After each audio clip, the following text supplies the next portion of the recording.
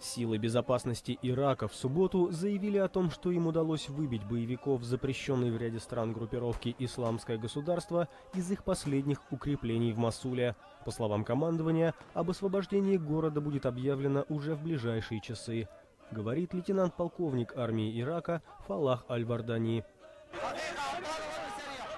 Герои дивизиона быстрого реагирования сегодня захватили последние укрепления боевиков в старом городе. Все исламисты уничтожены, военные празднуют успешное выполнение миссии, и, даст Бог, мужчины, женщины и дети вскоре смогут вернуться в свои дома. Мосул был крупнейшим городом, находившимся под контролем боевиков, и де-факто являлся столицей исламского государства. Именно здесь 3 года назад лидер группировки Абу Бакр аль-Багдади объявил о создании халифата. Потеряв контроль над Мосулом, исламисты в Ираке останутся лишь в пустынных сельских районах к югу и западу от города.